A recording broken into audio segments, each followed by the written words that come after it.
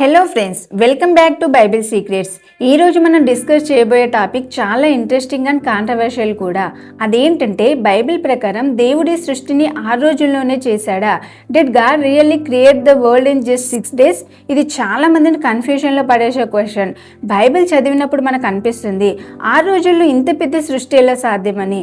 బైబిల్లోని ఆదికాండం 2:2 ప్రకారం దేవుడు తన పనిని 6 రోజుల్లో కంప్లీట్ చేసి 7వ రోజు రెస్ట్ తీసుకున్నాడు. చాలా మంది ఏమనుకుంటారంటే ఆదాము నుండి ఇప్పటి వరకు కేవలం 7,000 years హిస్టరీ మాత్రమే ఉందని, అంటే భూమి వయసు కూడా అంతేనని నమ్ముతారు. కానీ దేవుడు 6 రోజుల్లో ప్రతిదీ సృష్టించాడనే విషయం మీద theological, philosophical and scientific discussion చాలా జరుగుతున్నాయి.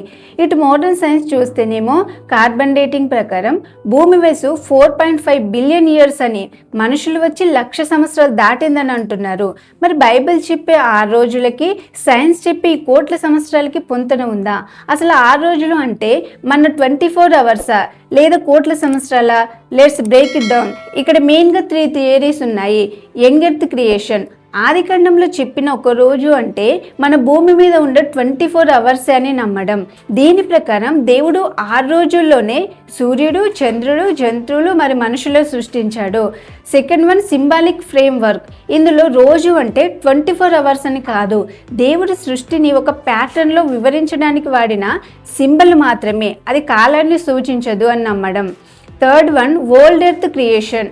ఇది సైన్స్తో సింక్ అయ్యే థియరీ. ఈ మధ్యకాలంలో చాలామంది దీన్నే సపోర్ట్ చేస్తున్నారు. ఇక్కడ డే అంటే 24 hours అని కాదు, ఇందులో ఒక్కో రోజు అంటే మిలియన్స్ ఆఫ్ ఇయర్స్ అని అర్థం. దీని గురించి మా ఛానల్లో సపరేట్గా వీడియో ఉంది, లింక్ డిస్క్రిప్షన్లో ఇస్తాను, చూడండి. అయితే ఇప్పుడు ఒక లాజికల్ పాయింట్ గురించి ఆలోచిద్దాం. ఆదికాండం ప్రకారం వెలుగు, చీకటి మొదటి రోజే వచ్చాయి, కానీ సన్, మూన్ అండ్ స్టార్స్ సృష్టించబడింది ఎప్పుడు? 4th day. ఇక్కడ ఒక చిన్న క్వశ్చన్, మరి సూర్యుడే లేనప్పుడు మొదటి 3 రోజులు మన 24 hours లెక్కన జరిగాయని ఎలా అనుకోగలం? సూర్యుడే 4వ రోజు వచ్చాడంటే మొదటి 3 రోజులు మన 24 hours లెక్కన ఎలా జరిగాయి?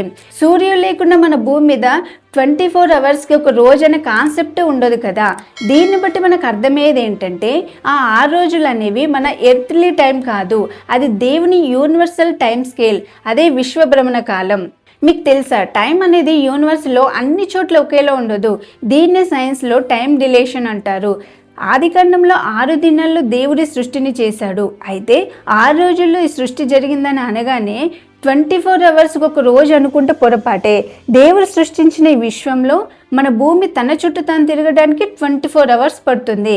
కానీ వేరే గ్రహాల మీద ఒక రోజు అంటే 24 hours కాదు, మన భూమి మీద ఒక రోజు అంటే 24 hours. కానీ మెర్క్యూరీ మీద ఒక రోజు గడవాలంటే మన భూమి లెక్కన 59 days పడుతుంది. వీనస్ మీద అయితే 243 days పడుతుంది.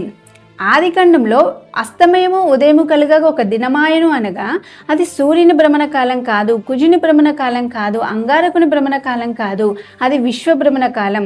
ఆయన సంవత్సరముల సంఖ్య మీకు తెలియదని వ్రాయబడి ఉంది. దేవుని రోజులను మెజర్ చేసేంత జ్ఞానం మనకు లేదు. దేవుని దినానికి మానవ దినానికి ఎన్ని రోజులో మనం మెజర్ చేయలేం. కానీ బైబిల్లో 6 రోజులు అనగానే అందరూ భూమి భ్రమణ కాలాన్ని లెక్కలేసుకుంటారు. కానీ ఆదికాండంలో చెప్పింది విశ్వభ్రమణ కాలం. రోజు అనే ప్రమాణం ప్లేస్ని బట్టి మారుతుంది. గ్రహాలకి ఇంత తేడా ఉంటే ఈ మొత్తం విశ్వాన్ని డిజైన్ చేసిన ఆ మాస్టర్ ఆర్కిటెక్ట్ దేవుని టైం స్కేల్ ఇంకెంత డిఫరెంట్గా ఉంటుంది. అంటే భూమి తిరిగే వేగాన్ని బట్టి మనం 24 hours అని ఫిక్స్ అయ్యాం, కానీ సృష్టి జరిగినప్పుడు అది విశ్వభ్రమణ కాలం, యూనివర్సల్ టైం. దేవుని టైం స్కేల్ వేరు, మనుషుల టైం స్కేల్ వేరు. అందుకే బైబిల్లో క్లియర్గా ఉంది, ప్రభు దృష్టికి ఒక రోజు 1000 ఏళ్ల వంటిదాయను. పేతురు 3:8. యోబు 36:26లో ఆయన సంవత్సరములకు లెక్కలేదు. కీర్తనలు 94లో నీ దృష్టికి 1000 సంవత్సరములు గతించిన నిన్నటి వలె ఉన్నాయని వ్రాయబడింది. ఆదికాండం 1:1లోని ఆది అనే పదం ఈ సృష్టి చాలా పాతదని చెప్తుంది. బైబిల్లో రోజు అనే పదానికి హిబ్రూలో యోమ్ అని వాడారు. యోమ్ అంటే కేవలం 24 hours మాత్రమే కాదు, అదొక సుదీర్ఘమైన అన్స్పెసిఫైడ్ పీరియడ్ ఆఫ్ టైం అని కూడా అర్థం వస్తుంది. మరో ఆశ్చర్యకరమైన విషయం ఏంటంటే సైన్స్ చెప్పే ఎవల్యూషనరీ ఆర్డర్ మరియు బైబిల్ చెప్పే క్రియేషన్ ఆర్డర్ దాదాపు ఒకేలా ఉన్నాయి. ఉన్నాయి. మొదట వెలుగు, తర్వాత సముద్రాలు, మొక్కలు, జంతువులు, చివరగా మనుషులు. ఫిజిస్ట్ జెరాల్డో ఎల్ స్ట్రోడర్ లాంటి వాళ్ళు కూడా ఇదే పాయింట్ ని సపోర్ట్ చేస్తున్నారు.